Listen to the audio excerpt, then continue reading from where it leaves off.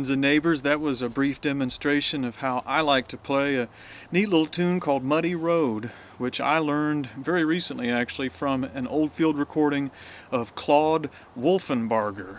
So that last name is Wolfenbarger, Wolfenbarger. He was up in Grainger County, Tennessee. Claude is not someone who was widely recorded, but you can find an album of his out there. So I encourage you all to go look him up, see if you can lay hands on some of his other recordings. I just randomly stumbled across the recording listening to music recently, and I thought it's such a beautiful little tune, so I had to learn it that night. I stayed up and figured it out. It is based on several other tunes. I mean, you got there's sort of a family of songs called, like, you can listen to Banjo Bill Cornett. He sang one called Lonesome Road, which is very similar, has some of the same verses and stuff. Probably my favorite verse in the tune is the day I left let's see, no, he goes the day, he goes the longest day that I ever saw was the day that I left my home. I walked the porch from post to post, I hung down my head and cried. It's kind of neat. And then after each sung verse, you have an instrumental portion that's not sung to, and that's sort of a higher bit.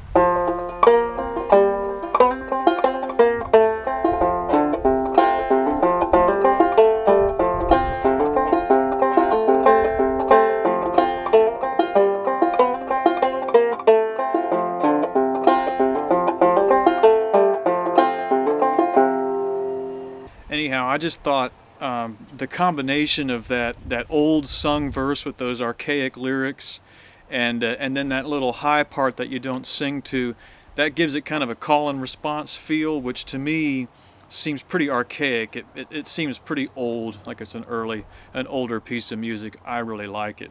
The beauty of this piece of music is that it's pretty simple to play, so I'm going to show and tell you how I play it here in a minute. If you want the tablature for this piece of music, I'll direct you to this link that's appearing right now in the corner of the screen. That'll take you to patreon.com/CliftonHicks for a very modest monthly contribution. You get the tab for this song and every other song that I teach there. We're probably pushing like 200 tabs up there now, and it's all rare, archaic banjo music that you're not going to find anywhere else. So please do check us out at this link up here if you'd like the tablature for this and many other great pieces of music. Okay, how do we play the piece of music? First things first, you want to get into standard banjo tuning. So that's gDGBD for the modern pitch. I tune a good deal lower. I don't tune to modern pitch, I tune to my voice. So my actual tuning, if you want to tune exactly like me and play along, is fCFAC. Understand that is exactly the same as gDGBD, just dropped down 2 frets. It's like this banjo had 2 extra frets. So it's just a little bit deeper so I can sing with it. Anyhow. So we start the song off on the open 3rd string. Like many songs that are in standard G tuning, you're going to start it off on the open G string. That's pretty standard. So, and the way that I like to do it, what I call the songster method, is, if you want to learn more about the songster method, go to banjoheritage.com. I offer an online course there where I teach more details about this type of stuff. But anyhow, the songster method is basically you sing the song, you tune the banjo to your voice, and then it becomes very easy to figure out how to play everything from singing it. So if I wanted to sing, don't you hear that lonesome turtle dove as he flies from pine to pine? Don't you hear that lonesome turtle dove as he flies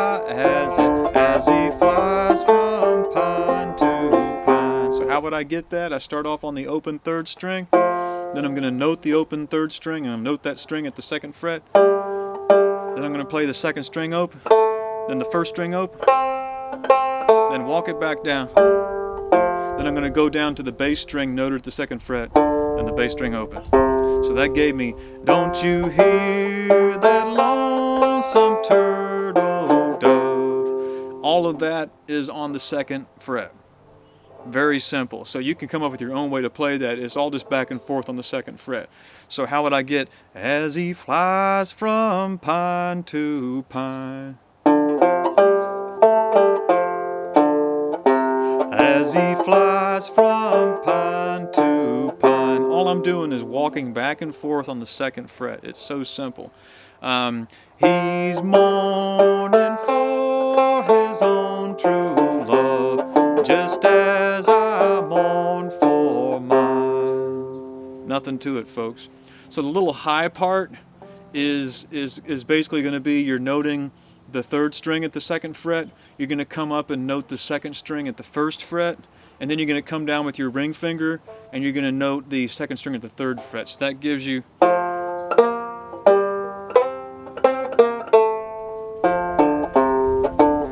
Then we're going back to our thing we were doing before. But the high part is.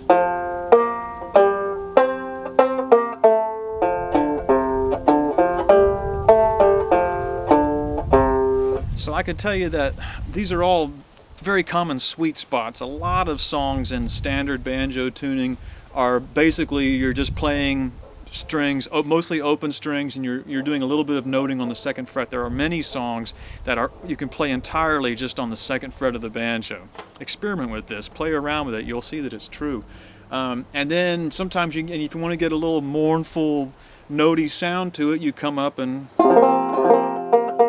note the 2nd string at the 1st fret, and then you can come down and note the 2nd string at the 3rd fret. The beauty of this is all kinds of stuff we can go into, but if you note the 2nd string at the 3rd fret, it makes the same note as the 1st string open.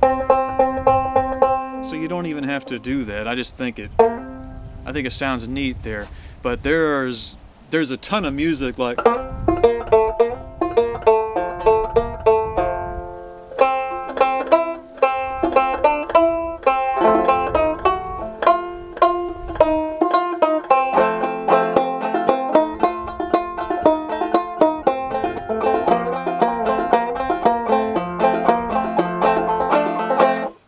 I got a little sidetracked there, but there's a lot of sweet spots in here.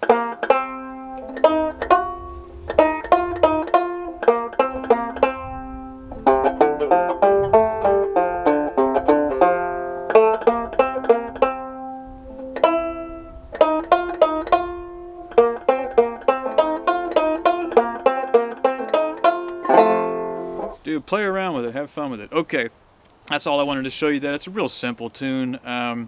So look it up. If you want to see my performance, I played it on a gourd banjo that I built recently. So look up Clifton Hicks Muddy Road to see the performance. And we do hope you'll visit us up at this link up here, patreon.com/Clifton Hicks. If you want to take a deep dive into this kind of learning, visit us at banjoheritage.com. And as always, thank you for looking.